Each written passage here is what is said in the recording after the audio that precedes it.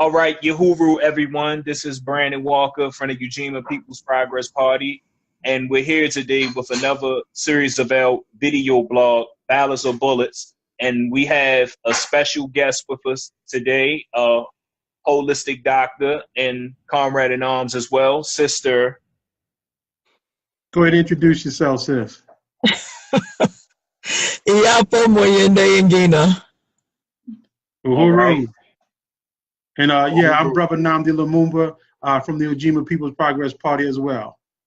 Thank you, sister, for coming in and talking with us. No problem. Thanks for the invite. All right, so today we're going to be speaking about veganism, vegans, and how it ties to a social, cultural, political, economic discussion, be that local, nationally, or on a worldwide scale. Now, on Saturday, there was a vegan soul fest that taking place in Clifton Park in Baltimore City on the east side of town.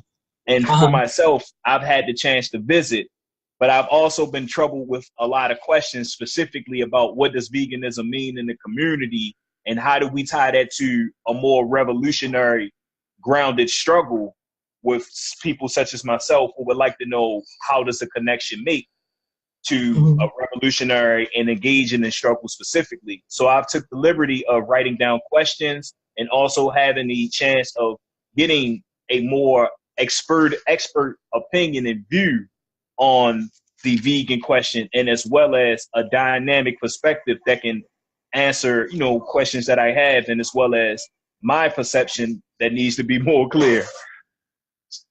Okay. So what I should probably do before we get started for the brothers and sisters who may not know me is introduce myself and my background. So my name is Iyapo Ngina. I am a doctor of Oriental medicine, an acupuncture physician, and my undergraduate work is in alternative medicine. I have a BS in alternative medicine. And I spent about 13 years in the African People's Socialist Party. And within the context of being a member of that work, I was the manager of the health food store. I was the coordinator of the wellness program, and then subsequently going off to school to become a doctor. And I also, under the Department of Agitation and Propaganda with that organization, developed a radio show that aired for 6 years called Colonialism is Bad for Your Health. So when I developed the radio show, one of the issues that the party at the time was attempting to address it was an ongoing issue for the African community, which is the question of our health and being able to take control of our health. One of the things that I began to recognize quickly through the wellness program is that there is a very, very slow trickle-down effect in terms of information and how quickly it gets to the African working class. The other thing that I noticed very quickly leads us into this discussion is that there is a particular part of our community that, takes the health question to a place that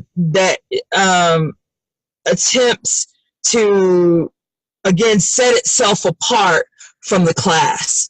Now, whether they articulate it as that is the way that it plays out. Veganism is just a part of this tendency within a specific group of people in our community who use the, quote, like acquisition of knowledge or the acquisition of information to set itself apart and above the African working class. Okay, so trying not to be too wordy, but one of the things that I began to notice very, very quickly is how, you remember how back in the day when Black folks went off to college and never came back to the hood or never brought those resources back to the hood, we used to say, see, you done went off and went to college and now you act like you don't know where you come from. Well, the movement has become that, right? Veganism has become that. African traditional religions have become that. right? So when we acquire a certain type of information, as opposed to rapidly reproducing ourselves in the class so that they can use the information to transform their situation, what we do is we say, see, now I ain't like the rest of them, you know what? You understand? And so the health question becomes dogmatic, just like everything else does, in an attempt to, and, you know, in the movement we call it, you know, petty bourgeois aspirations or whatever. That's the tendency, you see. Even to the point where veganism becomes a substitute or an example of revolutionary struggle, as opposed to revolutionary struggle being an example of revolutionary struggle. Yeah, damn straight.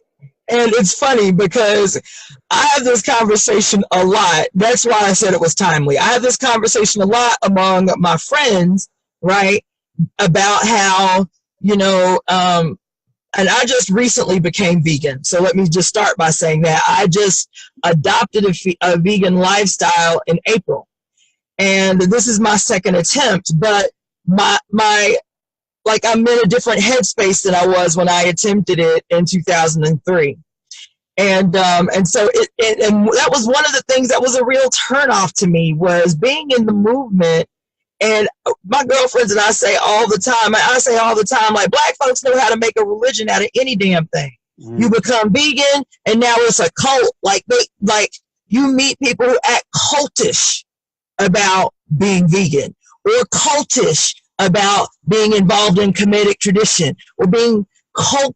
But that, again, like what I'm saying about cultish is the same thing that I was saying in the intro. It's not really being cultish. It's acquiring a way to separate ourselves from the class. But see, even without understanding class struggle, they don't interpret it that way. But that's the way it plays out.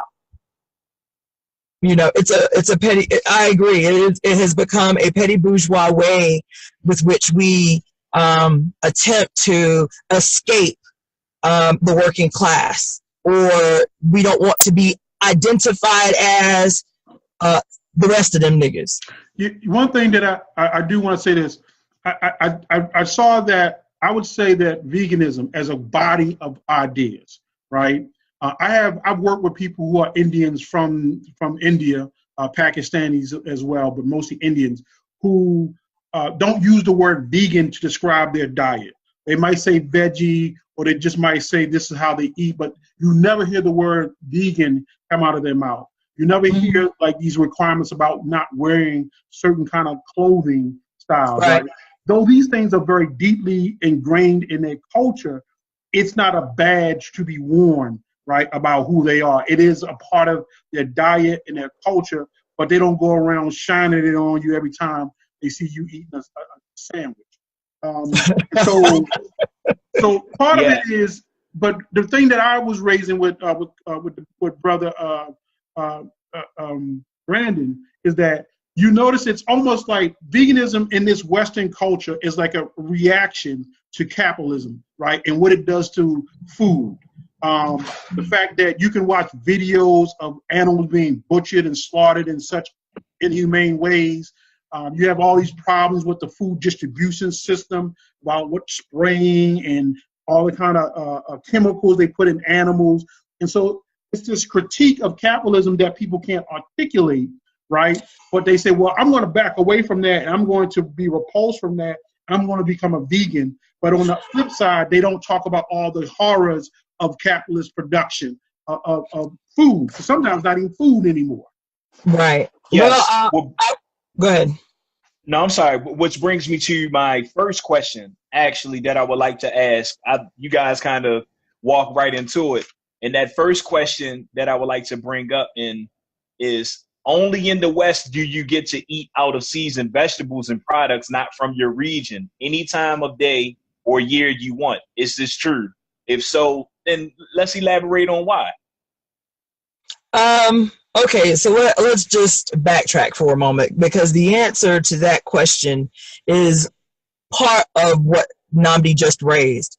But even before that, I want to say this, that even though we identify this plant-based diet as veganism, which I'm not necessarily, it's semantics. I'm not necessarily opposed to it. I think it helps people to make a differentiation between, you know, a person that identifies as a vegetarian but still consumes dairy products, as opposed to a person who is staunchly opposed to all animal byproducts, right? So I think that is okay in terms of making a distinction. But what Namdi raised is so important, because one of the things that happens in this country in particular is that white people have a horrible track record of jacking other people's culture, traditions, ways of life, ways of living, and then put themselves forward as the champion for this new way of living. So one of the things that happens a lot, and I just had this conversation with an indigenous sister of mine who was at a vegan fair out in New Mexico, and she's not vegan. But this white woman like went hard on her about how horrible, you know, Native Americans' diets were, and it's because they ate meat, and they should reconsider, you know, their traditions, or what have you. So veganism, from my perspective, first of all, because when you read books like African Holistic Health and Heal Thyself by Queen Afua, African Holistic